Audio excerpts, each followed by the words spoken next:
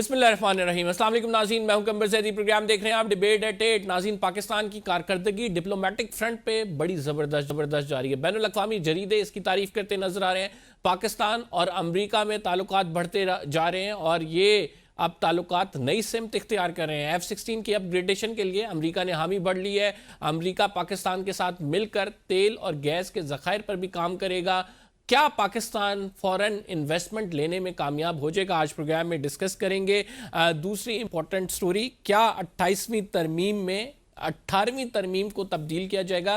کچھ تبدیلیاں متوقع ہیں۔ جمعیت علماء اسلام کا اس پہ کیا نقطہ نظر ہے؟ کیونکہ اگر اس تمام معاملے کو دیکھیں، جمعیت علماء اسلام کہہ رہی ہے کہ وہ 8 فروری کو احتجاج کرے گی۔ اگر 8 فروری کو احتجاج کرے گی، پی ٹی آئی کے ساتھ ہاتھ ملا سکتی ہے۔ پی ٹی آئی کی اسٹریٹ موومنٹ بھی بڑھتی جا رہی ہے اور پی ٹی آئی اب لگ رہا ہے کہ مذاکرات والے معاملے پر اتنا آگے نہیں بڑھے گی، کیونکہ جس طرح سے پی ٹی آئی مختلف صوبوں میں نکل رہی ہے، مختلف شہروں میں نکل رہی ہے، لوگوں کو اکٹھا کر رہی ہے، لگ ایسا رہا ہے کہ ایک بڑے احتجاج کا پلان ہو رہا ہے 8 فروری کو۔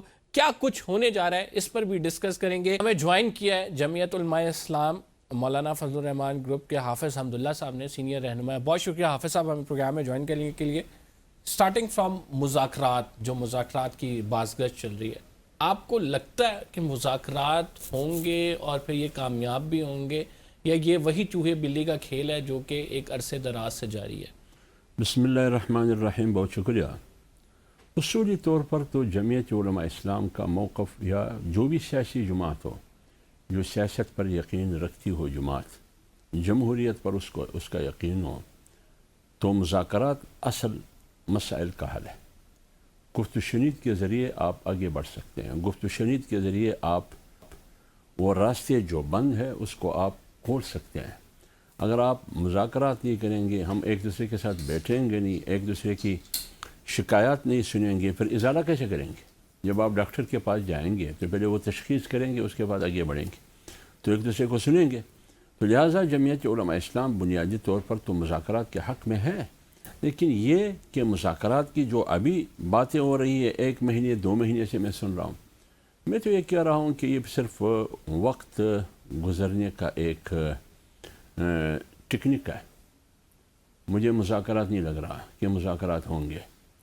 ہونا تو یہ ہونا چاہیے تھا کہ حکومتی پارٹیاں ایسا ماحول بنا دیتے جس سے جمہوری ماحول بھی مثبت ہو، اور پارلیمنٹ کے اندر جو ماحول ہے وہ بھی تصادم اور ٹکراؤ کا نہ ہو، مفاہمت کا ہو۔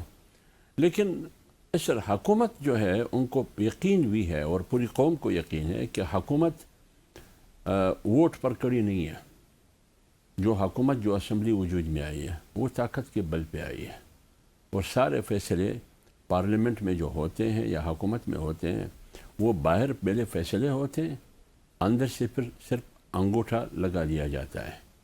تو ان کو یقین ہے کہ مذاکرات کرنے کا، جو مذاکرات پی ٹی آئی کا ایجنڈا ہے، جو اس کا یہ ہے کہ عمران خان کے ساتھ ملاقات کرانا، ان کی رہائی دلوانا، ان کو انصاف دلانا، یہ حکومت کے بس کی بات نہیں ہے، نہ حکومت کی اختیار ہے۔ جس کا اختیار ہے وہ مذاکرات کرنے کی موڈ میں نہیں ہے، کیونکہ وہ کہہ رہے ہیں کہ مذاکرات تو حکومت کا کام ہے، حکومت کے پاس اختیار ہی نہیں ہے، تو مذاکرات کس چیز کی؟ تو اس لیے میں کہتا ہوں کہ یہ صرف لوگوں کو ورغلانے کے لیے اور مذاکرات کی باتیں ہو رہی ہے۔ میرے خیال میں مذاکرات کی کوئی، تو پھر اس میں 8 فروری کو پھر آپ کیا کرنے جا رہے ہیں؟ آپ نے کہا یوم سیاہ منائیں گے، تو کیا 8 فروری کو، چونکہ آپ لوگ بھی یہ سمجھتے ہیں نا کہ یہ پارلیمنٹ تو خالی ربڑ سٹامپ ہے، بالکل، پھر اگر ربڑ سٹامپ ہے تو اس کے خلاف کیا تحریک آپ لے کے آ رہے ہیں؟ اور کیا آپ اس موومنٹ میں، یعنی 8 فروری کو آپ سمجھتے ہیں ڈاکہ ڈالا گیا، پی ٹی آئی کے ساتھ ہاتھ ملائیں گے؟ نہیں، بات یہ ہے کہ 8 فروری کی الیکشن کے حوالے سے جمعیت علماء اسلام نے سب سے پہلے تحفظات کا اظہار کیا ہے، بلکہ تحفظات تو کیا، اس کو ریجیکٹ کیا گیا ہے۔ میں آپ کو یقین سے کہوں کہ بند کمروں میں جو پارٹیاں ابھی اقتدار میں ہیں، ان کے صف اول کے لوگوں نے مولانا صاحب سے اتفاق کیا کہ آپ جو کچھ کہہ رہے ہیں وہ ٹھیک کہہ رہے ہیں، لیکن ہم مجبور ہیں۔ اچھا، تو جمعیت علماء اسلام بند قبروں میں یعنی یہ تسلیم کرتے ہیں؟ بالکل تسلیم، اور پارٹی کے بڑے تسلیم کرتے ہیں؟ مولانا صاحب کی جو خدشات، جو تحفظات، الیکشن پر جو سوالات وہ اٹھاتے، کوئی بھی پارٹی کا لیڈر اس کو جواب نہیں دے سکتا، اور مولانا صاحب کے موقف کی تائید کرتے ہیں کہ بالکل ایسا ہی ہے۔ تو وہ مجبوری کا اظہار کرتے ہیں. اگر زبانی قال کے ذریعے نہیں کر سکتے ہیں لیکن ان کی قرائن، ان کا باڈی یہ بتا رہا ہے کہ ایسا ہی ہے مولانا صاحب جس طرح آپ فرما رہے ہیں، کیا کریں؟ تو جمعیت علماء اسلام تو اس 8 فروری کے الیکشن کو مسترد کر چکی ہے، اس کے خلاف احتجاج پر ہے، روڈوں پر ہے. اور مولانا صاحب نے کل بھی کہا کہ یہ جبری اکثریت ہے، یہ جیلی پارلیمنٹ ہے، اور اس پارلیمنٹ کے یہ ووٹ کا نمائندہ پارلیمنٹ نہیں ہے، یہ نوٹ کا نمائندہ پارلیمنٹ ہے، یا یہ طاقت کا نمائندہ پارلیمنٹ ہے. تو لہٰذا جمعیت علماء اسلام 8 فروری کو، جیسے کہ مولانا صاحب نے فرمایا پارلیمنٹ میں فلور پر، کہ جمعیت علماء اسلام بھی 8 فروری کو یوم سیاہ بنا سکتی ہے، لیکن اس کی شکل کیا ہوگی، اس کی نوعیت کیا ہوگی، یہ تو پھر پارٹی ڈیسائیڈ کرے گی کہ ہم یوم سیاہ کیسے منائیں گے 8 فروری کو. ویسے آپ کا خیال نہیں ہے کہ پی ٹی آئی کے ساتھ مل جائیں تو ذرا آواز زیادہ بھاری ہو جائے گی؟ دیکھیے بات یہ ہے کہ اگر وہ بھی احتجاج کرتی ہے، میں بھی کرتا ہوں، بے شک ہم ایک پلیٹ فارم پر نہ ہوں، لیکن عوام کو تو ایک شعور اور آگاہی جائے گی. پی ٹی آئی ویسے کہتے ہیں کہ حافظ صاحب وہ جو پی ڈی ایم موومنٹ تھی اس میں مولانا صاحب مسلم لیگ نون کے ساتھ بھی بیٹھ گئے جو وعدے کر کے مکر جاتی ہے، پیپلز پارٹی کے ساتھ بھی بیٹھ گئے جو اس ٹائم وعدے کرتی ہے اور بعد میں پھر کہتی ہے کہ ایسا تو ممکن نہیں ہے، اور پھر خود اپنا صدر لے آتی ہے اور پھر ہمارے ساتھ بیٹھنے کو تیار نہیں ہوتی. نہیں بات یہ نہیں ہے، ہم بالکل بیٹھنے کے لیے تیار تھے، پی ڈی ایم میں ہم سب اکٹھے تھے، لیکن اگر ہمارے ساتھ دھوکہ کیا ہے، جمعیت علماء اسلام کے ساتھ دھوکہ کیا ہے تو انہی پارٹیوں نے کیا ہے. جمعیت علماء اسلام نے تو ان کے ساتھ دھوکہ نہیں کیا. یہاں تک کہ جمعیت علماء اسلام نے اس 16 سالہ حکومت کی بدنامی بھی سر پر لی، جس کا نقصان بھی ہمیں ہوا. تو جمعیت علماء اسلام نے اتنی قربانی دی، اور پی ڈی ایم کی قیادت کرتے ہوئے جو قربانی جمعیت علماء اسلام نے دی، ان پارٹیوں میں سے کسی نے بھی وہ قربانی نہیں دی. میں آپ کو ایک بات کہوں گا کہ شہباز شریف پی ڈی ایم کی اجلاسوں میں آنے کے لیے بھی تیار نہیں تھا. وہ کہا کرتے تھے کہ میری کمر میں درد ہے، لیکن ابھی 4 گھنٹے وہ کرسی میں بیٹھتے ہیں، کیبنٹ کی اجلاس کی صدارت کرتے ہیں، اور کبھی سوئٹزرلینڈ جاتے ہیں، کبھی لندن جاتے ہیں، کبھی کہاں. کبھی میں نے نہیں سنا ہے کہ میاں شہباز شریف صاحب کی کمر میں درد ہے. کبھی کبھار جب وہ پی ڈی ایم کی اجلاس میں آتے تھے 5 منٹ 10 منٹ وہ کرسی میں بیٹھتے تھے، پھر کھڑے ہو جاتے تھے، کھڑے ہو کے اجلاس میں شرکت کرتے تھے. ہم ایک دوسرے سے پوچھتے تھے کہ یہ کیوں کھڑا ہے؟ انہوں نے کہا اس کی کمر میں درد ہے. ابھی کمر کی درد نہیں ہے. میرا جی چاہتا ہے کہ وہ تندرست رہے نا، وہ صحت مند رہے، میں چاہتا ہوں. لیکن بات یہ ہے کہ اس وقت اگر پی ڈی ایم کی پلیٹ فارم سے مضبوط اپوزیشن کا کردار ادا کیا ہے تو وہ صرف جمعیت علماء اسلام نے وہ کردار ادا کیا ہے. آپ دیکھیے ملین مارچ ہم نے کیے، 2 مہنگائی مارچ، 1 آزادی مارچ ہم نے ادھر کیے اسلام آباد میں. اس میں 100% کارکن جمعیت علماء اسلام کے تھے.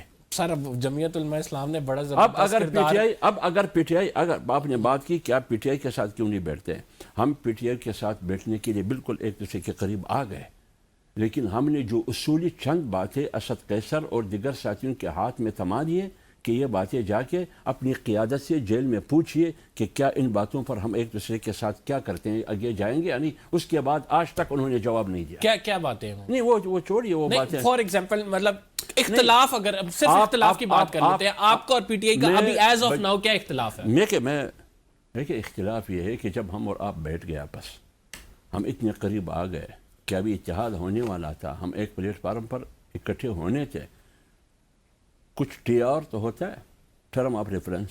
اس ٹرم آف ریفرنس کے لیے میں نے آپ کو کچھ نکات دیے، آپ نے کہا میں خان سے بیٹھ کے پھر آپ کو جواب دوں گا. آپ نے کیوں جواب نہیں دیا؟ اس دورانیے میں 3 مہینے گزر گئے، ہماری پارٹی کی سینٹرل ایگزیکٹو کا اجلاس ہوا، جنرل کونسل کا. اس میں متفقہ فیصلہ ہوا کہ ہم نے نہیں بیٹھنا ہے، ہم نے اکٹھے نہیں جانا ہے. وہاں سے جواب نہیں آیا تو پھر پارٹی مکلف ہو گئی. پھر تو مولانا صاحب مجبور ہو گئے، جب پارٹی کا فیصلہ آتا ہے پھر وہ کیسے اکٹھ ہو سکتی ہے؟ اب بھی جمعیت علماء اسلام کے دروازے کھلے ہیں، پی ٹی آئی یہ بھی تو کہتی ہے نا کہ ان کی کوٹ میں آپ وہ کہتی ہے کہ یہ ایک طرف تو یہ کہتے ہیں کہ بڑی زبردست ہم جو ہے نا وہ اپوزیشن بھی کریں گے، اس الیکشن کے بھی خلاف ہیں گے.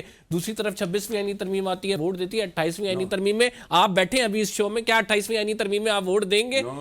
دیگر پارٹیز کہتی ہیں دیں گے آپ لوگ. 26ویں آئینی ترمیم نے ہمیں ووٹ دیا، لیکن 60 کے قریب کلاسز میں وہ ترمیم کرنا چاہتے تھے. ہم نے ان میں سے 34 کلاسز کو حکومت کو دستبردار کرنے پہ مجبور کیا، اپنے 5 ترامیم بھی ڈال دے. جو 28ویں ترمیم میں جو ترامیم وہ لائے گئے، یہ وہی ہے جو وہ چاہتے تھے 26ویں آئینی ترمیم میں.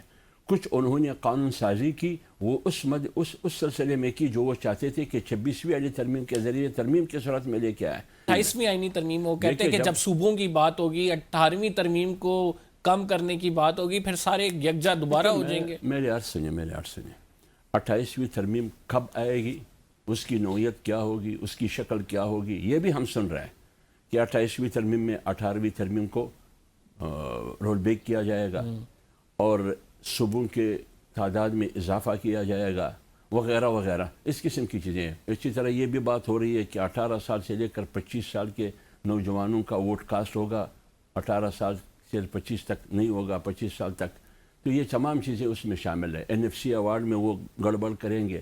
اب یہ چیزیں جب آئے گی تو پارٹی بیٹھے گی، پارٹی ڈیسائیڈ کرے گی کہ کیونکہ 18ویں ترمیم کے خالق ہمارے پارٹی بھی ہے، جمعیت علماء اسلام اس میں شریک رہی، اس میں صوبائی خود تو مختاری آپ کی کا بھی بات ہے۔ سٹینڈ یعنی پیپلز پارٹی کی طرح کا ہوگا کہ نہیں؟ فی الحال تو جمعیت علماء اسلام کا موقف یہی ہے کہ ہم اس قسم کی ترامیم کی بالکل حمایت نہیں کریں گے جو جس طرح 27ویں ترمیم کی صورت میں تھی۔ سر اگر ووٹرز آگے کی ایج 28ویں ترمیم دیکھیں گے اس کی شکل کیا ہو۔ ووٹرز کی ایج 18 سے 25 کی جاتی ہے تو کیا موقف ہوگا آپ لوگوں کا؟ دیکھیے جب وہ آئے گی وہ ترمیم، ہاں پہلے یہ بتانا ہوگا کہ آپ کا مقصد کیا ہے۔ ٹھیک، آپ کا مقصد کیا ہے؟ اگر اس کی شناختی کارڈ 18 سال کی عمر میں بن سکتا ہے، 18 سال کی عمر میں وہ شادی کر سکتا ہے، رائٹ، 18 سال کی عمر میں وہ ملازم بن سکتا ہے، بلکہ 16 سال میں جب وہ میٹرک پاس ہوتے بھی ملازم بن سکتا ہے، یعنی ایک ملک سرکاری مشینری کا حصہ وہ بن سکتا ہے، تو پھر شادی کیوں نہیں؟ آپ یہ بات درست مانتے ہیں کہ یہ ووٹ کاسٹ کیوں نہیں کر سکتے ہیں؟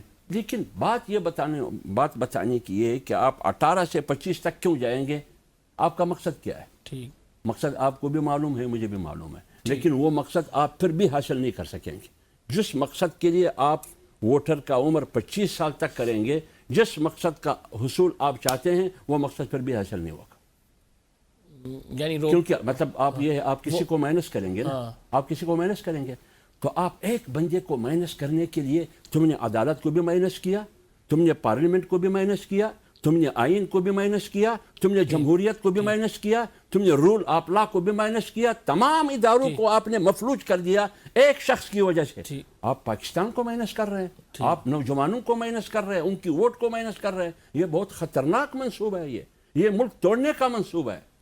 ٹھیک، آپ کیا سمجھتے ہیں کہ اسٹریٹ موومنٹ کا جو پریشر ہے کراچی میں جا کر بنا، کراچی میں لوگ نکلے، پھر لاہور میں گئے، پھر تحریک تحفظ آئین آئی، اسی کے نتیجے میں کیا محمود خان اچکزئی اور علامہ راجہ ناصر عباس کی نامزدگی ہوئی؟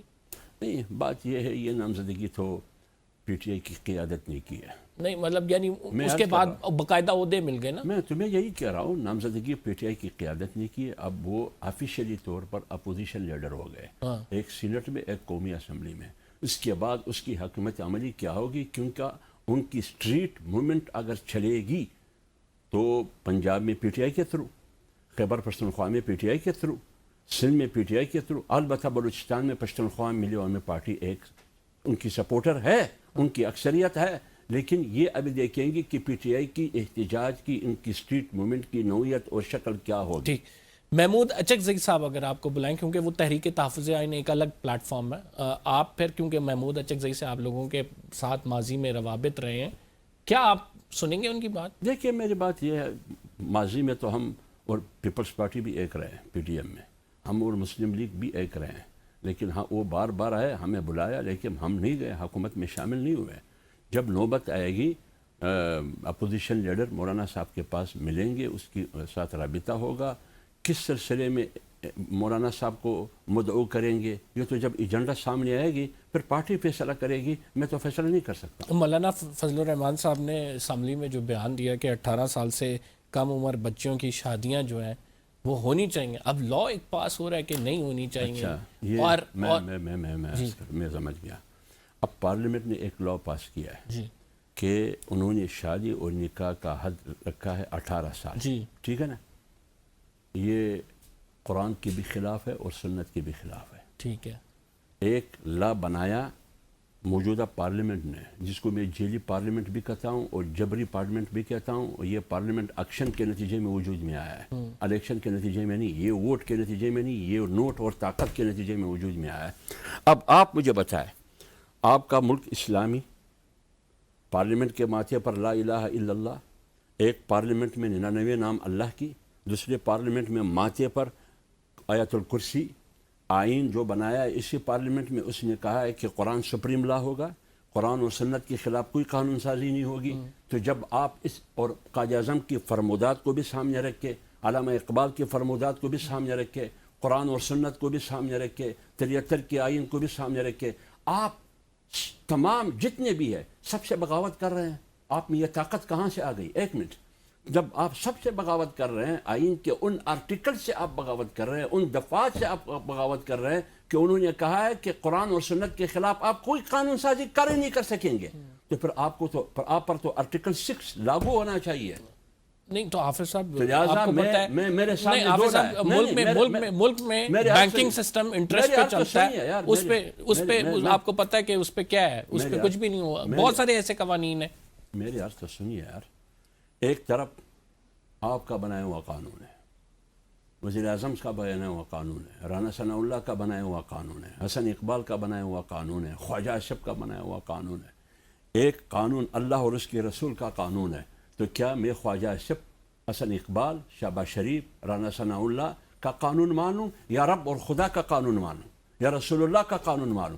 کیا ہماری حکومت سے، ہماری حکومت کو، ہمارے حکومت کی اہلکاروں کو، اس کو روضہ رسول سے کوئی شرم نہیں آتی؟ اس کو مکہ اور بیت اللہ سے کوئی شرم نہیں آتی؟